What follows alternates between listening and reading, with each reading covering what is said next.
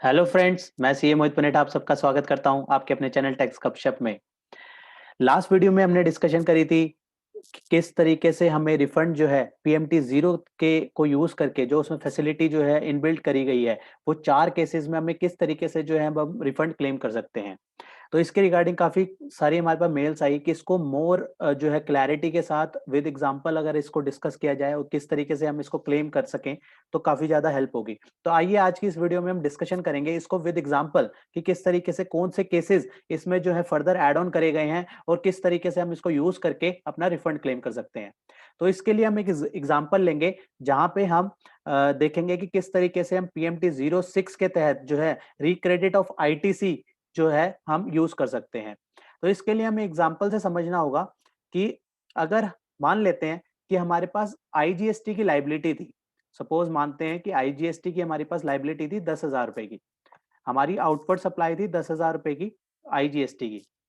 लेकिन हमने गलती से उस सप्लाई को जो है सीजीएसटी और एसजीएसटी में गलती से अपनी आउटवर्ड लाइबिलिटी को सीजीएसटी एसजीएसटी दिखा दिया और कंप्यूटेशन बनाते टाइम और 3बी में जो है हमने इसके अकॉर्डिंग जो है टैक्स पे कर दिया। हमने उसको आउटवर्ड लाइबिलिटी को 3बी में जो है सीजीएसटी एसजीएसटी ले लिया और हमने जो है उसको अपनी आउटवर्ड लाइबिलिटी दिखा दिया और हम मान लेते हैं कि हमारे पास क्रेडिट लेजर में जो है 3,000 रुपए पड़े हुए थे।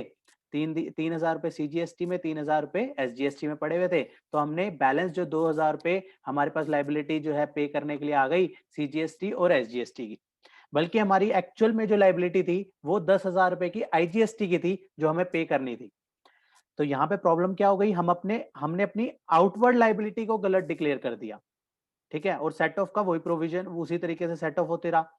तो इस केसेस को जो है अब हम हैंडल कर सकते हैं। इस केसेस में जो हमने पेमेंट करी है यहाँ पे पार्शियली हमने क्रेडिट जो है आउटवर्ड की लाइबिलिटी को पे करा है सीजीएसटी से, ओ सॉरी ई क्रेडिट लेजर से, और बैलेंस पोर्शन को हमने ई कैश लेजर से पे किया है। 2,000 रुपए सीजीएसटी, 2,000 रुपए एसजीएसटी हमने ई कैश से पे किया है और 3,000 रुपए ई क्रेडिट लेजर से सीजीएसटी और 3,000 रुपए ई क्रेडिट लेजर से एसजीएसटी पे किया है।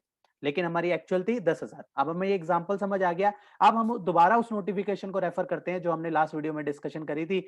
उसको देखते हैं कि किस तरीके से अब हमें हमें कि पीएमटी 03 के तहत जो हमें रिफंड क्लेम करना है। तो दोबारा से मैं आपके सामने वही नोटिफिकेशन रेफर कर रहा हूं। तो ये नोटिफिकेशन जो हमने लास्ट वीडियो में डिस्कशन करी थी, अब डिटेल में इसको नहीं देखेंगे, इसको जस्ट हम एग्जांपल को समझने के लिए हमें दोबारा वीडियो रेफर करनी पड़ेगी। एडवाइजरी 8/2021 रिफंड के लिए implementation of PMT 03 for to recredit ITC sanction as refund. तो यहाँ पे नोटिफिकेशन नंबर 16 और सर्कुलर नंबर 135/2020 जो कि रिफंड के लिए था, other than zero rated supply, export के अलावा जो उनसे रिफंड थे उसको कवर अप करती थी ये नोटिफिकेशन और ये circular.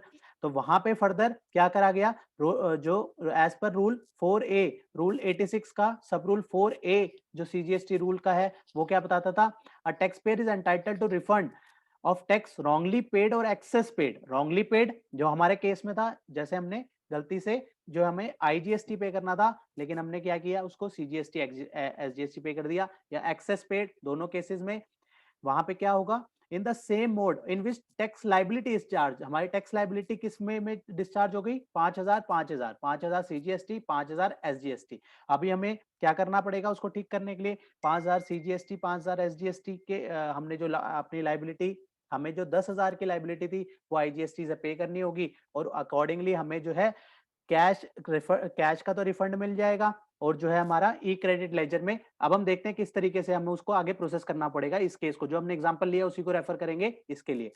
Partly debit by E credit ledger और partly debit by cash ledger. Partly हमने क्रेडिट किया ई क्रेडिट लेजर को 3,000 3,000 और पार्टली जो हमने कैश लेजर को 2,000 2,000 इन द सेम प्रोपोर्शन। जो अब हमें रिफंड आना है वो भी सेम प्रोपोर्शन में आएगा जैसे जैसे हमने रिफंड किया। जो हमारा अ, जो हमारा ई कैश लेजर का जो हमने पेमेंट करी थी वो तो हमारे को बैंक अकाउंट में क्रेडिट हो जाएगा आरएफडी 05 से, वो तो बैंक अकाउंट में क्रेडिट हो जाएगा। और लेकिन बात रही ई क्रेडिट का, ई क्रेडिट लेजर से जो हमने पेमेंट कर दी, हमारा ई क्रेडिट लेजर कम हो गया 3,000 3,000 3,000 3,000 कम हो गया। तो हमें उसके लिए PMT 03 का यूज करके हम उसको रिक्रेडिट कर पाएंगे इलेक्ट्रॉनिक क्रेडिट लेजर में, रिक्रेडिट कर पाएंगे इलेक्ट्रॉनिक क्रेडिट लेजर में। दोबारा से इसको मैं हाईलाइट कर रहा हूं, ये वाला इंपॉर्टेंट पार्ट है, E credit to electronic credit ledger PMT 03 के तहत।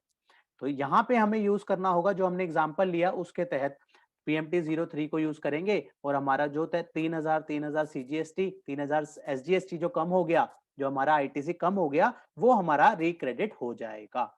अब होप कि आप जो अपने एग्जांपल से समझाए इसके बाद प्रॉब्लम नहीं आनी चाहिए। फर्दर इसको कवर अप करते हैं। PMT 03 functionality available at present online refund module.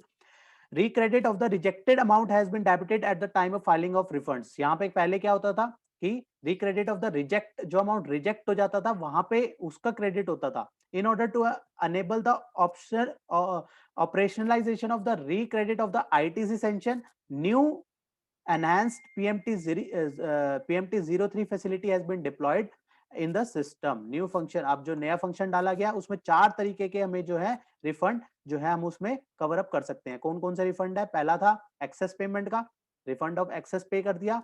Second, refund of inter state supply instead of intra state या फिर वाइस वर्सा। जो अभी हमने केस डिस्कस किया हमारा पार्ट 2 में कवर अप हो जाता है। जो अभी हमने केस डिस्कस किया हमारा यहाँ पे फॉल कर रहा है, अगर हम लिंक करें उसको तो यहाँ पे फॉल कर रहा है। Refund of assessment, provisional assessment, appeals वगैरह में और एनी अदर। तो ये हमने ऑलरेडी कल जो है लास्ट वीडियो में डिस्कशन करी थी, ये वाली नोटिफिकेशन हमने डिस्कस करी थी। अब उसको विद एग्जांपल और जिसका भी इस तरीके से ये केस हुए हैं वो जो है इसको यूज करके जो है अपना रिक्रेडिट ऑफ ITC का बेनिफिट ले सकता है। फिर भी अगर फर्दर कोई अगर डाउट है तो अपना केस जो है, स्पेसिफिक केस आप जो है आप मेल कर दीजिए। आप जिस तरीके से आपकी मेल जो आती है उसी मेल ID पे techsgupshup@gmail.com पे ही आप मेल कीजिए। तो इसमें फर्दर यही था, हमने लास्ट में डिस्कस किया था कि एडवाइजरी और यूजर मैनुअल के थ्रू जो है हम इसको हम अपने ऑफिसर्स जो ज्यूरिडिक्शनल हमारा ऑफिस पड़ता है ज्यूरिडिक्शनल ऑफिसर को हम ये जो है इसका रेफरेंस दे सकते हैं। और फर्दर कोई क्वेरी रहते हैं तो हम cbicmintra.hd.helpdesk@isgate.gov.in पे इसको जो है हम टिकट रेज कर सकते हैं। तो ये हमने जो है डिस्कशन करी थी। अब हमने इसको विद एग्जांपल समझा और जिन जिन का केस इसमें फॉल करता है वो प्लीज इसमें प्रोसेस कीजिए ताकि आपका जो ITC जो कि वो आप उसका रिक्रेडिट जो है बेनिफिट ले सकेंगे। तो आपके लिए काफी सारा जो है इसको जो आपका ITC अटका होगा वो वहां पे आपका रिक्रेडिट हो जाएगा, उसको आप फर्दर अपनी लाइबिलिटीज में यूज कर पाएंगे।